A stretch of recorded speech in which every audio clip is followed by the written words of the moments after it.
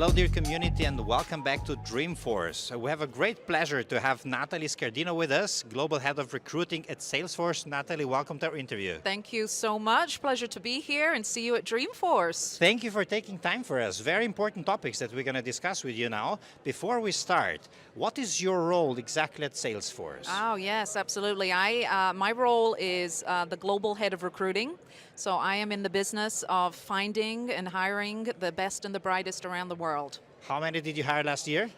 We hired tens of thousands of people last year and during the pandemic, really accelerated our growth. So incredible scale.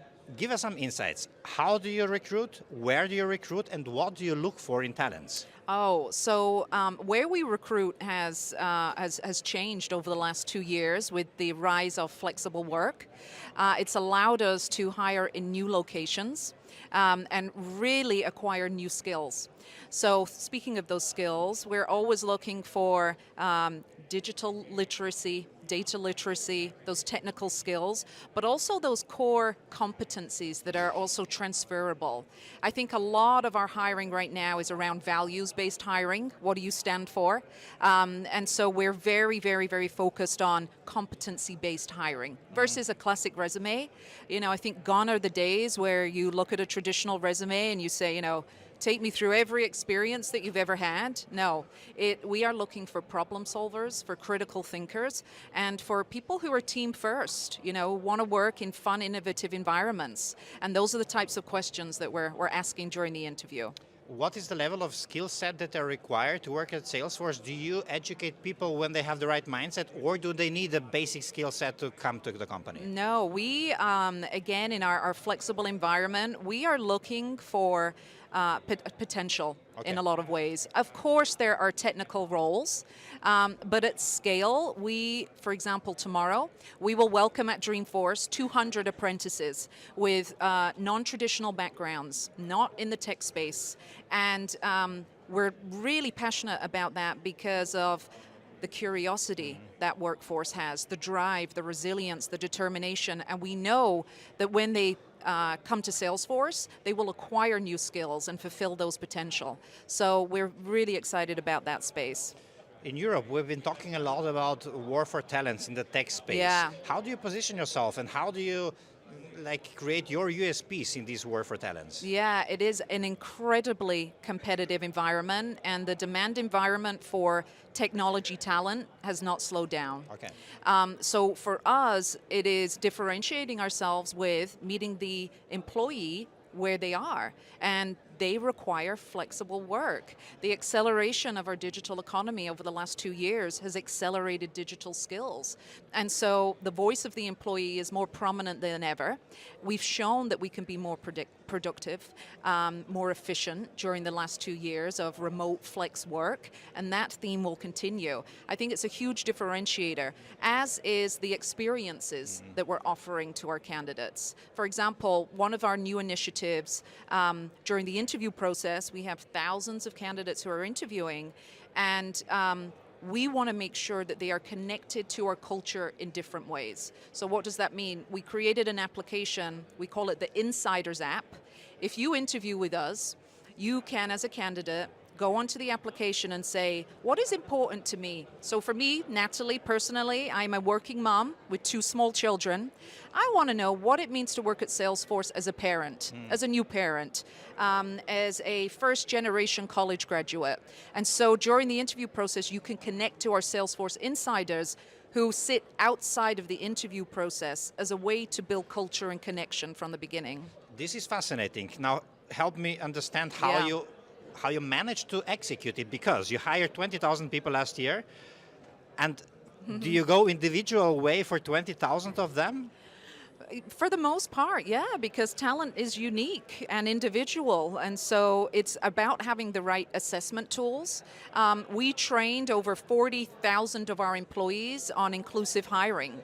So in order to do an interview, you have to be certified. You have to know how to do competency-based interviews, how to draw out potential from those interviews.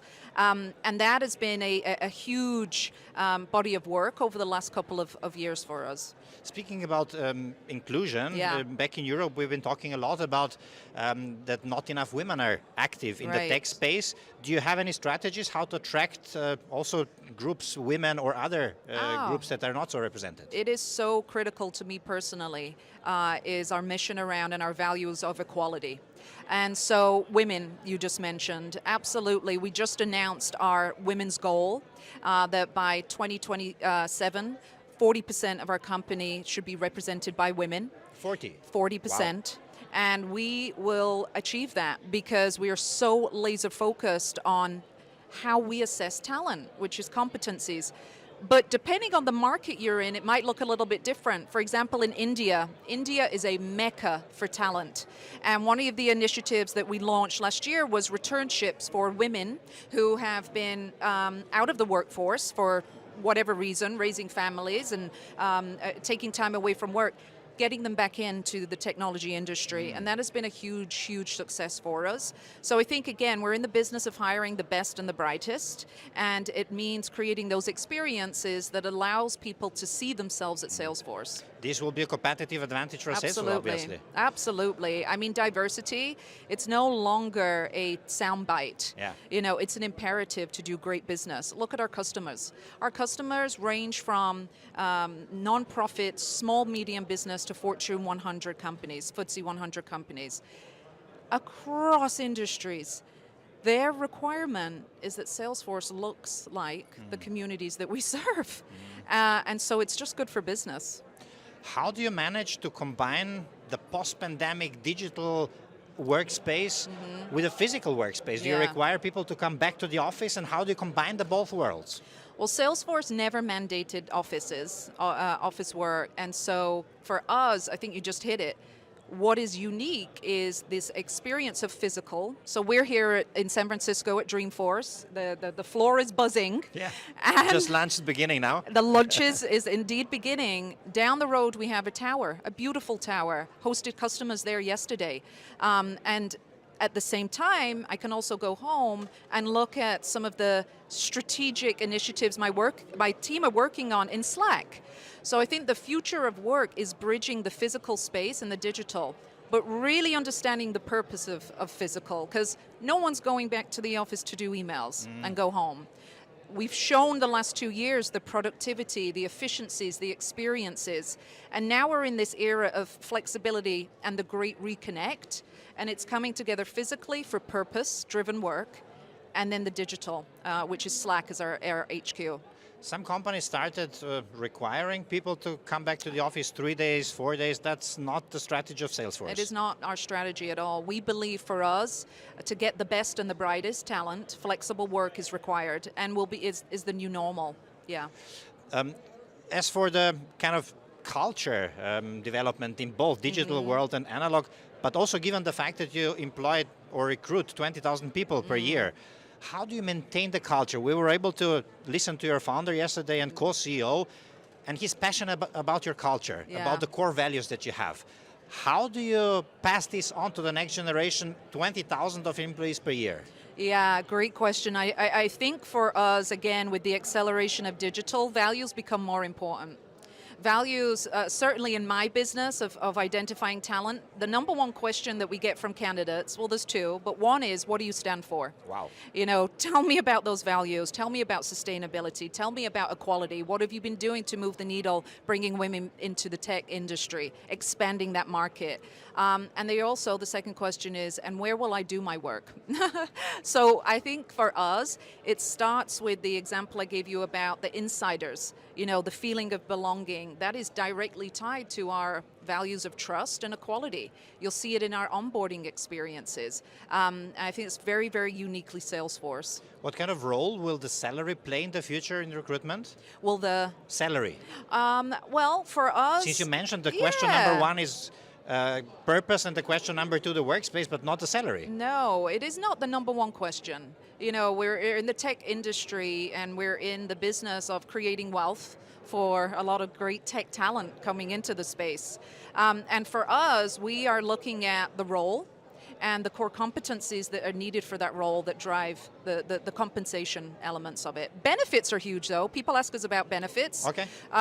You know, pre-pandemic, our benefits have always been exemplary, but I think mental health benefits really accelerated, and it became culturally more open to talk about mental health. Yeah. You know, people over the last 2 years have really thought deeply about where they want to work, who they want to work for.